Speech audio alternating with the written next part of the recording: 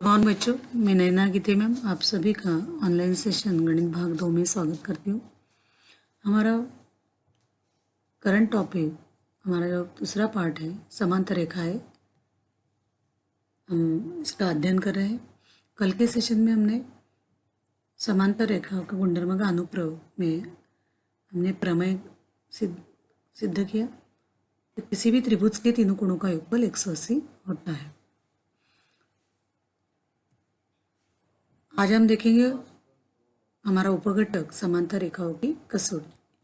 समांतर रेखाओं की कसौटी, समांतर रेखाओं की कसौटी आपको लर्न करनी है, उसके आधार पर गणित को हल करना है।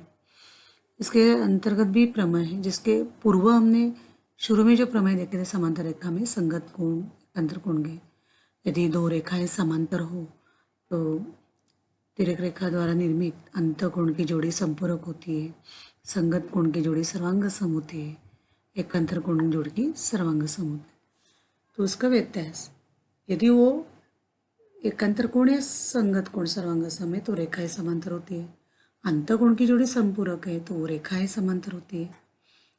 यही वही गुणधर्म है, इसको भी हम सिद्ध कर सकते हैं।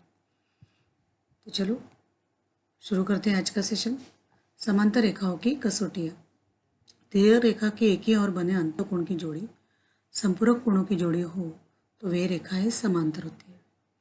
तिर्यक रेखा के एक ही और बने अंतःकोण की जोड़ी संपूरक कोणों की जोड़ी हो तो वे रेखाएं समांतर, मतलब किसी रेखा के संदर्भ में तिर्यक रेखा की और जो हमें अंतःकोण की जोड़ी दिख रही है, अगर उनका योगफल 180 आया तो हम कह सकते हैं कि उस आकृति में दोनों रेखाएं समांतर है।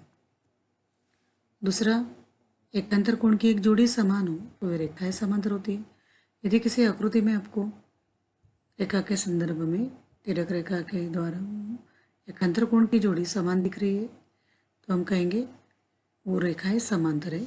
उस तरह संगत कोण के संदर्भ में संगत कोण की एक जोड़ी समान हो तो वे रेखाएं भी समांतर होती है। तो हम ये आप सबको एक कसौटियाँ लर्न करनी है। अगर एकांतर कोण की जोड़ी मिल गई, आपको वो समान मिल गई, तो आपको डायरेक्टली कहना है कि रेखा समांतर है। संगत कोण के संदर्भ में वैसे ही कहना है। और अंतःकोण की जोड़ी दिख रही है, अगर उनका योगफल 180 आया तो हम कहेंगे दोनों रेखाएं समांतर है।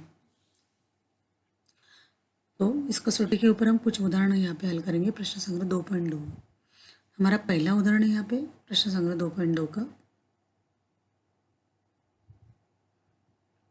आकृति में y बराबर 108 तथा x बराबर 71 है, तो क्या रेखा एम तथा रेखा एन समांतर होगी? कारण लिखो। आकृति में y बराबर 108 तथा x बराबर 71 है, तो दी गई रेखा एम तथा एन समांतर है या नहीं? अगर है या नहीं है तो आपको कारण लिखना है। चलो हल करते हैं हम लोग। पहले आकृति बना लेते, एक पहली रेखा निकाली मैंने, अभी यहाँ पे एक दूसरी रेखा खींचती हूँ मैं, उसको नाम दे देती हूँ, यहाँ इसको एम नाम दूंगी मैं, इसको एम। अभी वो रेखा कैसी पता नहीं हमें, समांतर है या नहीं, तो मैंने रेखाएं खींची है। एक तिर्यक रेखा भी खींच लेती हूँ, उसको मैंने एल दिया है नाम। तीसरी एक रेखा खींच रही हूँ मैं, यहाँ पे एक कोण, यहाँ पे एक कोण दर्शाती हूँ मैं, यहाँ पे एक्स और वाई जो हमें ऑलरेडी दिया है, राइट। आकृति में y बराबर 108 दिया है तथा x बराबर 71 दिख रहे हैं ना आपको। अभी आकृति का आप निरीक्षण करो, ये एम और रेखा एन के दोनों के अंत भाग में वो दोनों कोण दिख रहे हैं आपको, x और y यहाँ पे बने हुए ये दोनों कोण। तो ये अंतकोण के कोण लग रहे हैं हमें, अंतकोण की जोड़ी। यदि इनका योगफल 180 आया तो ये अंतकोण की जोड़ी होगी, तो ये दोनों रेखा भी समांतर हो जाएगी। हम चेक करते हैं, अगर नहीं आया तो दोनों रेखाएं भी समांतर नहीं होगी।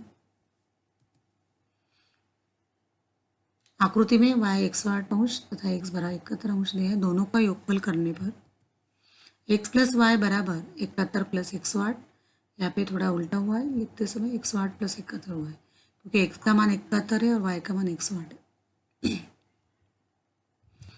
71 प्लस 108, x प्लस वाई दोनों का योगफल करने पे 8 प्लस 1 8 9, 0 प्लस 7 0 प्लस 7 7 और 1 वैसे 189,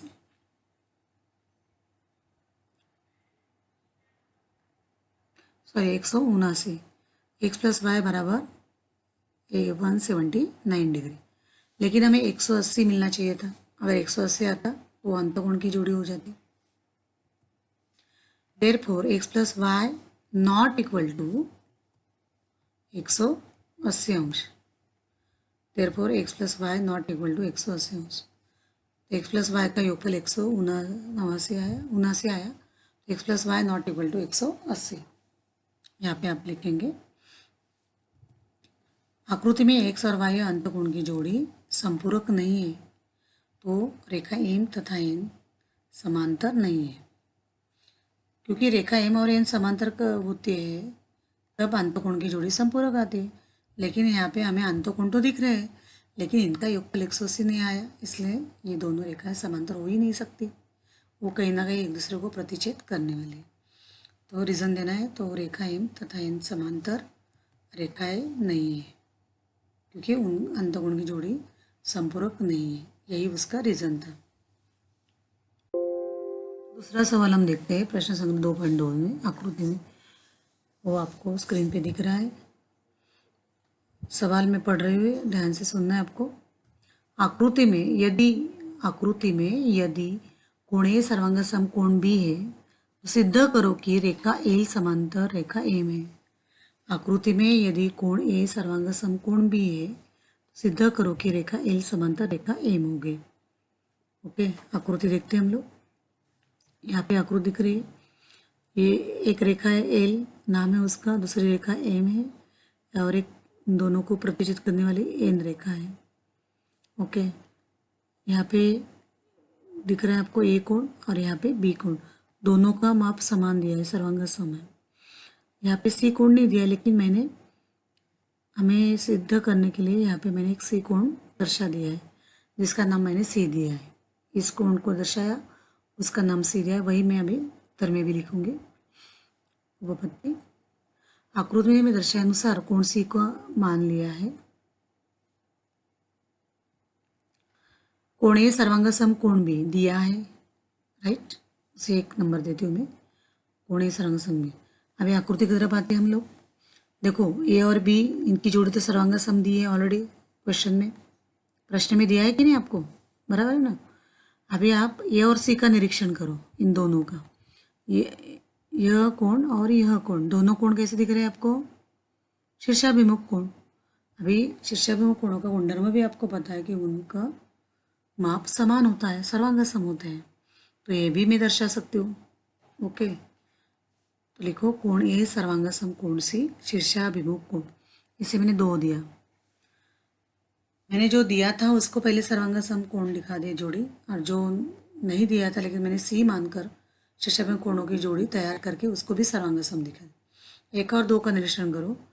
कोण ए बी के साथ सर्वांग सम है, कोण ए सी के साथ सर्वांग, इसका मतलब बी और सी भी सर्वांग सम होंगे सर्वांग सम के गुणधर्म से, दोनों कोण भी सर्वांग सम हो जाए, बी और सी।